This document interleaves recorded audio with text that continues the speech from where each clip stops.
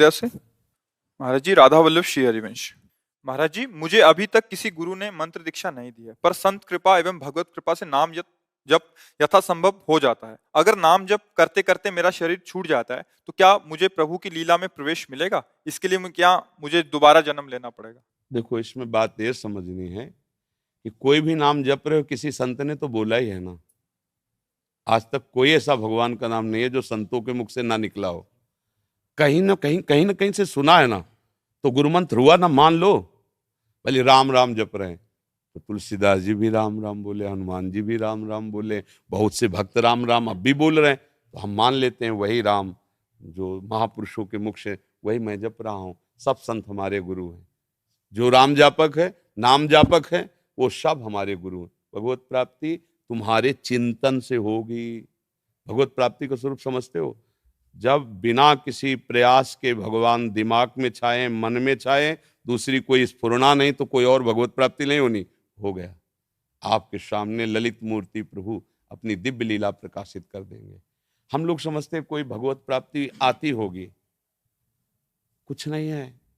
ऐसा कुछ नहीं कि ये वो जैसे नहीं कहते हाथ से तेज निकल कर उनके ऊपर पड़ रहा, वो मंडल पर, ये सब फोकस कैमरे के हाँ, भगवत प्राप्ति यहाँ का विषय, छाती का विषय। सुमिरन करते करते खुद खो गया, तो जो जिसका सुमिरन हो रहा है वही हो गया। ये भगवत प्राप्ति है। सुमिरन करते करते मैं सुमिरन कर रहा हूं, ये भी खो गया। अब बचा कौन जिसका सुमिरन हो रहा था?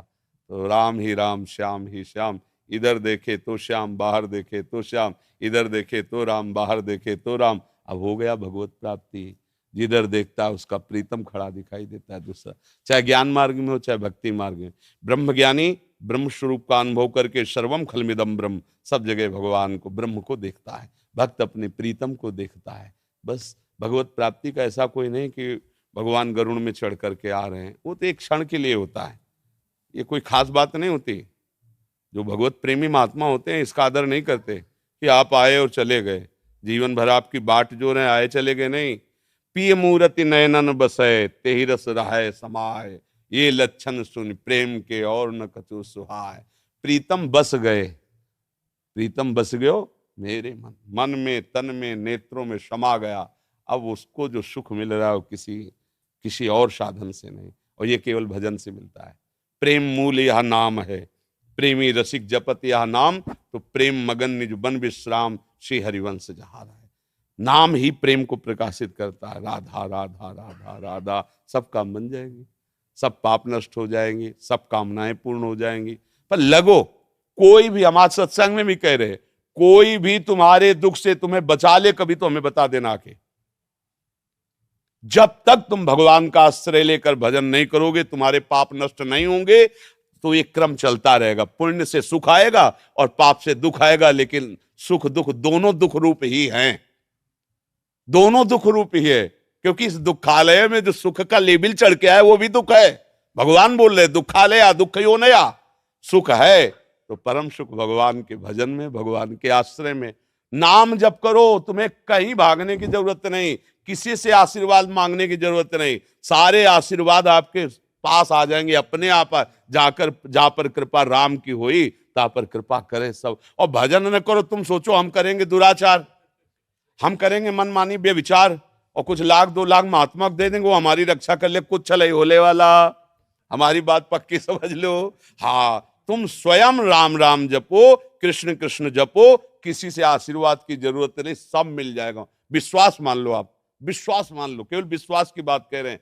नाम जैसा कोई मित्र नहीं, नाम जैसा कोई अंगरक्षक नहीं, नाम जैसा कोई हमारा सहायता करने वाला नहीं। और नाम नहीं है, आप ध्यान देना, द्रौपदी जी भक्त हैं, सभा में निर्वस्त्र की जा रही हैं, कोई नहीं बचा पा रहा, भगवान भी देख रहे। पर जब पुकारा हे कृष्ण द्वारिका, सब आश्रय छोड़कर यही नाथ प्रकट हो गए। यही बाजू में ही पटुका बनकर, धोती बनकर, एक भी क्षण ऐसे हटा नहीं पाया दुशासन। मेरे भगवान की भी इच्छा है कि तुम मुझे पुकारो, मुझे भजो, तभी तुम्हारा मंगल होगा। भगवान कह रहे हैं ना, मन मनाव हो मत भक्तो माद्यादि माम नमस्कुरु।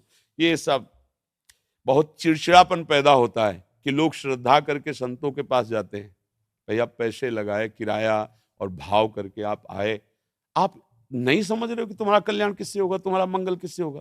सच्ची मानना, कोई किसी के कष्ट को निवारण कर सकता है तो फिर वो कभी कष्ट में पड़े ही ना। आप विचार करके देखो, जीवन हुआ है, कभी किसी को ऐसे दर्द दिया हो पता नहीं, पर भयानक दर्द है, दोनों किडनी खराब है, डायलिसिस होता है, क्या पूर्व में पाप है, जकड़ लिया है, आकर के अपना भोग भुगा रहा है। पर ये कृपा है कि इस जन्म का क्रियमाण प्रियाजू के चरणों में तो कुछ बिगाड़ नहीं पा रहा। राधा राधा राधा, जब चाहो बुला लो, जब चाहो रखो, जैसे चाहो वैसे रखो। तो अगर ये भ्रम हट जाए ना सब लोगों का कि हमारा कहीं छूछा जंतर मंतर से कुछ बकाम बन सकता है, तो आस्तिकता आ जाए, वास्तविक आपका कल्याण हो जाए, पर भागे घूम रहे हैं। तेरे दरवाजे आकर महात्मा तेरे को आशीर्वाद दे के जाएंगे, केवल तू नाम जप कर, गले पड़कर आशीर्वाद दे जाएंगे, कुछ लेंगे नहीं, गले पर तू ये ले ले बेटा, मेरा आशीर्वाद ले ले, देने आएंगे, केवल मैं तुम्हें कृत्य करने आया हूं, बस जा रहा हूं, मुझे कुछ नहीं चाहिए, मैं भगवान के द्वारा प्रेरित हूं, तुम भजन करते हो, जाओ तुम्हारा मंगल हो। अब यहां करो पापाचरण और सोचो कि सेव संतरा देने से, रुपया जमा करने से दुख निवृत्ति हो जाए, भूल जाला, कुछ नहीं, ये मायाधीश की माया है, कुछ नहीं। सच्चाई पर चलो, अच्छे आचरण करो, किसी को दुख मत दो, भगवान का नाम जप करो, बाल बांका भी नहीं कर सकता कोई, गृहस्थी में हो, पदाधिकारी हो, कोई भी हो, सब सुरक्षित रहोगे। अंगरक्षक सुरक्षित नहीं रख सकता, वो हर समय है, मतलब दिल फेल हो रहा है, रक्षा क्या करेगा, लेकिन नाम चल रहा है और वो रक्षा करना चाहता है तो धड़कन को कम नहीं होने देगा है हर का। अब कल डायलिसिस हुआ है, शाम को कुछ पाया नहीं, क्योंकि ऐसी स्थिति कमजोर हो जाती, अभी कुछ खाने का, अब वो तो 9 साढ़े 9 बजे श्री जी का प्रसाद मिले, लेकिन दहाड़ रहे हैं, किससे दहाड़ रहे हैं, श्री जी के बल से दहाड़ रहे, नाम के बल से दहाड़ रहे। नहीं तो अभी अगर हम स्वीकार करें कि हम किडनी फेलियर, डायलिसिस मैन, तो अभी लो हो जाएंगे, बिल्कुल लो नहीं, तुमसे ज्यादा पावर में बैठे हैं। तो भगवत आश्रय, ये सारा चमत्कार हमारे प्रभु ने इतने में किया, जानते हो, इतने में, निमिष मात्र में पूरी सृष्टि का रचना और पालन और श्रृंगार कर दे, उसका चमत्कार देखो। एक ही हाइलोजन लगा है, पूरे ब्रह्मांड को प्रकाशित कर रहा है, सूर्य नहीं प्रकाश, पृथ्वी पत्ते की तरह तैर रही है जल में, पत्ते की तरह डूब, ये चमत्कार देखो, जहां खोदो वहीं पानी, पर ये तैर रही है, स्थित है, सब लोग जीवन धारण किए हुए, कितना जल है। अगर अभी मर्यादा छोड़ दे तो 5 मिनट में पूरा ब्रह्मांड जल से डूब जाए, समुद्र मर्यादा छोड़ दे, अभी सब हाहाकार मच जाए। वो कितना चमत्कार किए। हम सब माथा, आंख, नाक, मुंह, सबके एक अलग अलग पहचाने जा रहे, ये चमत्कार नहीं दिखाई दे रहा है। मेरे मालिक का कितना, मालिक के चमत्कार को देखो, बंदे में जो चमत्कार आता है मालिक से ही आता है। कहां भागे घूम रहे हो, मालिक में लगो, सीधे राधा राधा राधा, कृष्ण कृष्ण कृष्ण। महाराज जी, श्री कृष्ण ने गीता जी में कहा है, मामेव अंशो, भक्तों के चरित्र में कहीं कहीं हमें आह्लादनी का अंश बताया जाता है। मेरा प्रश्न है कि मैं कृष्ण का अंश हूं या राधा जी का अंश हूं, या फिर दोनों का? श्री कृष्ण चंद्रजू ही राधा रूप हैं। श्री कृष्ण चंद्रजू के हृदय का मूर्तिमान प्रेम ही श्री किशोरी जू हैं। किशोरी जू कोई और नहीं है, समझ रहे ना। प्रीति रियु मूर्तिमती रस सिंधो सार संपदि विमला वैदग्धी नाम हृदयम काचन वृंदावनाधिकारिणी जय।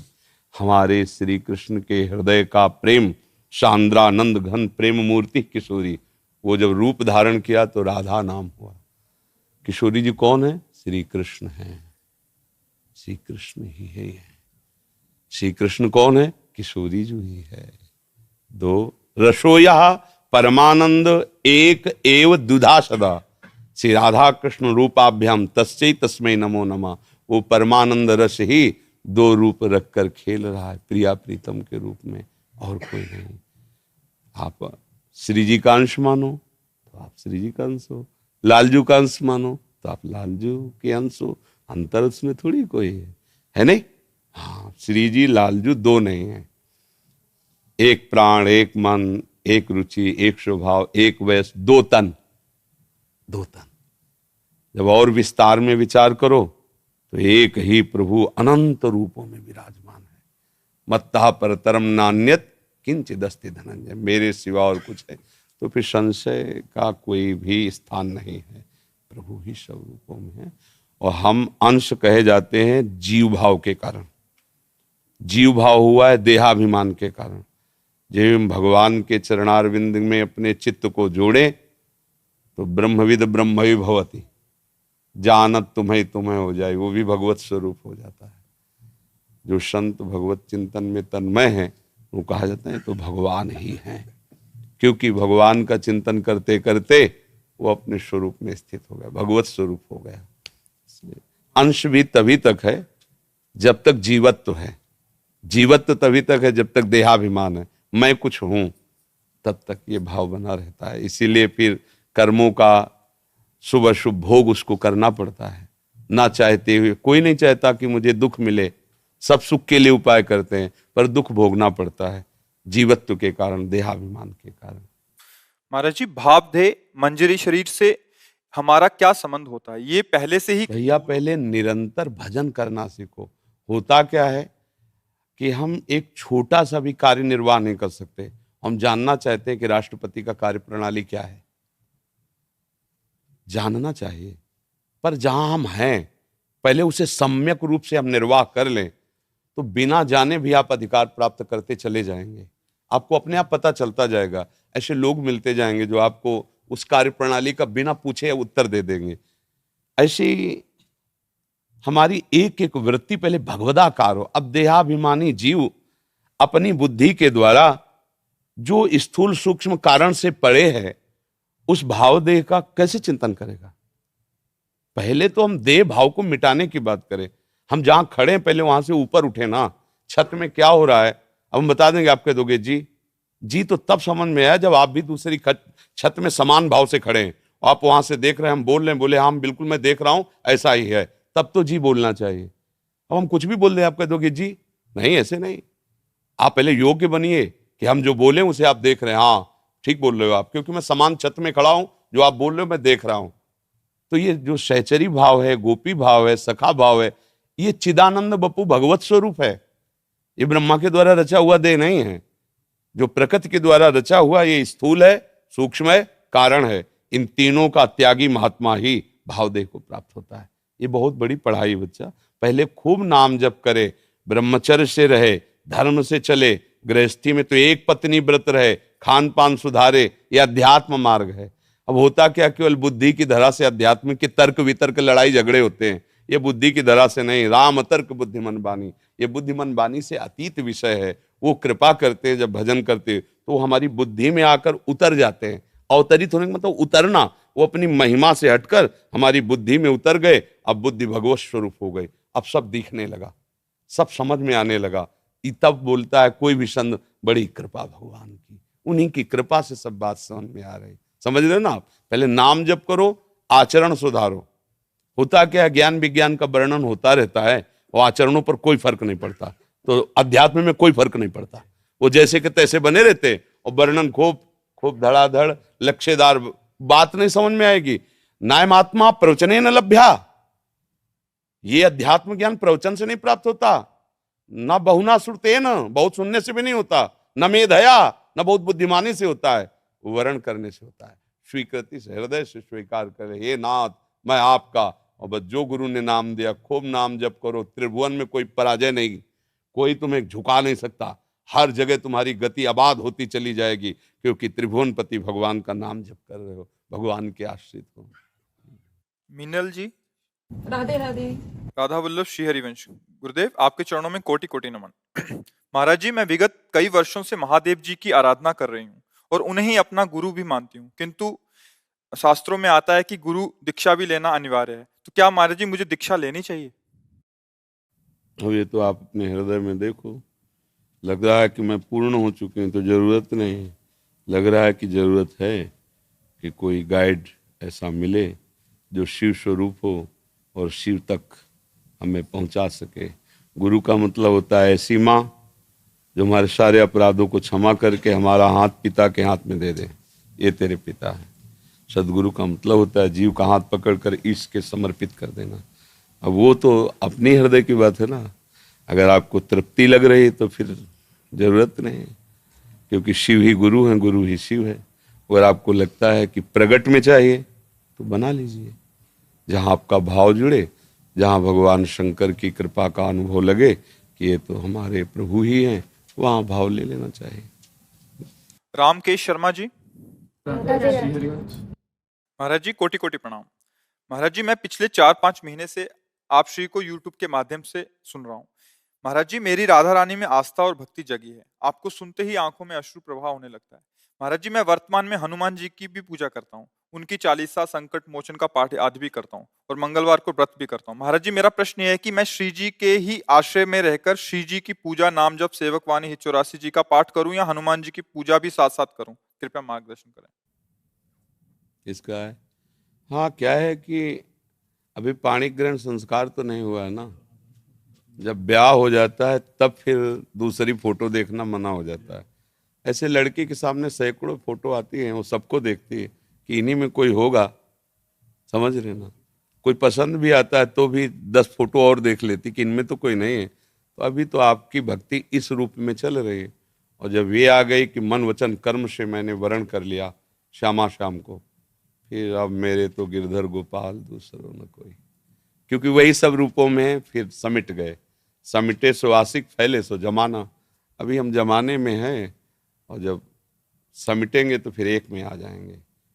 वो एक ही अनेक है, अनेक ही एक है, दूसरा नहीं। पर भक्ति का रंग तभी आता है एक रंग में, एक कंठ, एक संत, एक पंथ, एक ग्रंथ, एक मंत्र, उपासना सिद्ध हो जाती है। तो उन्हीं की कृपा से, भक्तराज महामहिम से, हनुमान जी की कृपा से ही आपको ये संग मिला, ये सुनने को मिल रहा है। जब वही कृपा करेंगे तो भगवत भक्ति की तरफ आपको आगे बढ़ा देंगे। वही है महामहिम राम रसायन तुम्हारे पाशा। भगवान का जो प्रेम भक्ति है वो हनुमान जी के चरणों में है। अगर आप आश्रय लिए तो देखो वो आगे बढ़ा रहे हैं। जब वो आगे बढ़ा देंगे तो संकेत कर देंगे कि अब लगो, जहां हमने भेज दिया वहीं लगो, वही संकेत कर देंगे। ऐसा। आनंद श्रीवास्तव जी भोपाल से। राधे राधे महाराज जी, आपके चरणों में कोटि कोटि प्रणाम। महाराज जी आत्मज्ञान और आत्म शक्ति क्या है? इसे वेद पुराण के अध्ययन से प्राप्त किया जा सकता है, श्री जी की नाम से निरंतर जप करते हुए प्राप्त किया जा सकता है? दोनों मार्ग हैं। आत्मज्ञान किसी और का नहीं, अपने स्वरूप का है। किसी और का थोड़ी आत्मज्ञान। हमारा स्वरूप ही जो मैं है वो आत्म तत्व है, और उसका ज्ञान प्राप्त करने के लिए कोई प्रयास करने की थोड़ी जरूरत है। अपने को जानने के लिए कोई प्रयास करने की जरूरत है, पर जो अपना मान रखा है उसको छोड़ने की जरूरत है। ये शरीर अपना नहीं है, शरीर संबंध अपने नहीं है, शरीर भोग अपने नहीं है। हमारा स्वरूप निर्विकार है, चैतन्य घन है, असंग है। इसे कहते हैं आत्मज्ञान। और जब वो अनुभव हो जाता है तो उसे कहते हैं आत्मबोध। जब हो जाता है आत्मबोध तो शक्ति संपन्न हो जाता है, आत्मशक्ति संपन्न। अभी क्या है, हम देह भाव से तो देह शक्ति संपन्न, धन भाव से धन संपत्ति का एक अभिमान, और उसे हम अपना बल मानते हैं। पद तो पद भाव, पद शक्ति से आत्मवान ही आत्मशक्ति से संपन्न, वो हमारा स्वरूप है। उसके 2 प्रकार हैं, एक है वेदांत दर्शन से आत्मस्वरूप का बोध होना, और एक है भगवान के भजन से आत्मस्वरूप का बोध। तो वेदांत दर्शन में आप ही आप, कोई आपको बचाने वाला नहीं। गिरो तो तुम जानो, चढ़ो तो तुम पाओ। ज्ञान के पंथ कृपान के धारा, और गिरत खगेश लगे नहीं बारा। पर भक्ति मार्ग, राधा राधा राधा करो सदा तिन कै रखवारी, जिम बालक राखे मात। भगवान उसमें रक्षा करते हैं, और स्वयं भगवान फिर ज्ञान करा देते। इसमें कोई परिश्रम नहीं पड़ता, केवल भगवान के आश्रित होकर उनका भजन करना। ज्ञान में श्रम है और चूक है। अगर जरा सी चूक हो गई तो गए, वहां कोई बचाने वाला नहीं, क्योंकि आप ही आम ब्रह्मास्म में अगर चूक हुई तो फिर रिजल्ट गलत आएगा। यहां चूक होने पर भी रिजल्ट सही आएगा, क्योंकि सहारे हो ना भगवान के, प्रभु के सहारे हो। जैसे पिता जांचने में कापी बैठे, वही अध्यापक रहा हो, और उसका पुत्र की जब कापी आएगी तो सब कापियों के साथ वो रखी जरूर है, लेकिन नजर उसमें रहेगी कि अच्छा धीरेन्द्र हमारे लड़के के हैं, तो आसपास देख करके वो फटाफट नंबर सही आएंगे। समझ रहे ना। औरों में अच्छा लिखा भी है तो उसमें जांच करेगा और फिर नंबर देगा, लेकिन मेरा बेटा है उसमें वो कोशिश करेगा कि नंबर, तो ऐसे ही भगवान के आश्रित होने पर भगवान मेरा है ना, तो नंबर सही दे देते हैं। और जब ऐसे चलोगे पढ़ाई में, तो फिर उसमें जितना है उतने नंबर मिलेगा। इसलिए भगवान ने गीता जी में कहा है, अपि चेत सुदुराचारो भजते माम अनन्य भाग साधुरेव समन्तव्य सम्यक व्यवसिता। भले वो दुराचारी रहा है पर उसने मेरा आश्रय ले लिया और मेरा भजन कर रहा है, अब मैं उसे कहता हूं तुम साधु ही मानो, क्योंकि अब मैं उद्धार करूंगा उसका। और जिसका भगवान उद्धार करने को कह दे, फिर उसका पतन कहाँ हो सकता है। इसलिए बहुत सुलभ और बहुत कृपा का मार्ग है भक्ति। भगवान का आश्रय ले ले, इससे स्वरूप बोध भी हो जाता है और भगवान का साक्षात्कार भी हो जाता है। जैसे एक एक कवल अन्न पाने पर क्षुधा निवृत्ति तुष्टि पुष्टि होती जाती है, ऐसे ही एक एक भजन करने पर एक एक क्षण भगवान का ज्ञान, स्वरूप का बोध और संसार का ये जो रहस्य है प्रकाशित हो जाता है। विशुद्ध भक्ति, विशुद्ध ज्ञान, विशुद्ध वैराग्य, ये सब प्राप्त हो जाता है। खूब भजन करे और जानने की कोशिश न करे, वो जना देंगे। सोई जाने देव, वो जना देंगे। तुम तो बस राधा राधा बोलो, खूब भजन करो, भगवद आश्रित रहो। मोहिनी जी दिल्ली से। राधे राधे। श्री हरिवंश बाबा जी, महाराज जी, हम इतना जाप तो नहीं कर पाते जितना बाकी लोग करते हैं और ना ही ध्यान लगा पाते हैं, तो क्या हमें भगवान नहीं मिलेंगे या श्री जी हमें फल नहीं देंगी? अगर ये बात समझ लो जो अभी बताया, तो प्रश्न का उत्तर मिल चुका है। आप पढ़ नहीं पा रहे हो, लेकिन अध्यापक के बच्चे हो, तो आपके आगे क्लास में जाने में कोई संशय नहीं है। तो आप देख लो कि आप श्री जी की हो अंदर से। बच्चापन का मतलब क्या होता है? बस आपके सिवा मेरा कोई नहीं प्रभु। तो थोड़ी बारी चूक भी वहां चूक नहीं मानी जाती, आगे बढ़ा दिया जाता है। यदि आपके अंदर ये विश्वास है कि मैं लाडली जू की हूँ, मैं प्रिया जू की हूँ, मेरे जीवन धन प्रिया जो जैसा चाहेंगे वैसा होंगी, तो आगे चलकर फिर ये बात भी खत्म हो जाएगी कि मैं भजन नहीं कर पाती, क्योंकि जिससे प्यार होता है उसी का निरंतर स्मरण आता है। प्रियाजू से जब अपनापन होगा, शरणागति हो, तो फिर भजन हम किसका करेंगे? वो अपने आप याद आएंगी, राधा राधा राधा राधा। अब ये आपको देखना है आपके हृदय की गति क्या है, साधन पक्ष पे है या आश्रय पक्ष पे है। अगर नहीं, आश्रय नहीं, तो जो करोगे वही मिलेगा। भजन करोगे उसका फल मिलेगा, बुरा कर्म करोगे उसका फल मिलेगा। आश्रय में हो, अब निर्णय में अंतर हो गया। अगर बुरा हो भी गया तो जहां 100 थप्पड़ पड़ने थे वहां ऐसे छोटी चपट लगा के निकाल देंगे। तो मारा ना हमने, प्रमाण भी देंगे कि मारा ना उसको। आप नहीं कह सकते कि पक्षपात लिया है। बहुत ऊंचा लंबा हाथ करके ऐसे चट से हल्ला जोर से मचाएंगे, मतलब पीट रहा है, जैसे अपने लोगों को पीट रहे हैं। किडनी खराब है, पाप कर्म कोई होंगे पूर्व के, पीट रहे हैं। लेकिन कैसे पीट रहे हैं? दूर से हाथ उठा के एकदम पोले से मार रहे हैं। अब जिसकी किडनी फेल हो, डायलिसिस हो रहा हो, उसकी हालत क्या होगी? या तुमको लग रहा है कि हमारी हालत खराब है? ये ऐसे प्रभु संभालते हैं, ऐसे दुलार करते हैं। प्रभु का आश्रय ले लो, जो भले सो भजन करो, पर गलत आचरण मत करो, गंदे आचरण मत करो, किसी का बुरा मत करो। तुम्हारा बुरा नहीं होगा, भगवान मंगल कर देंगे।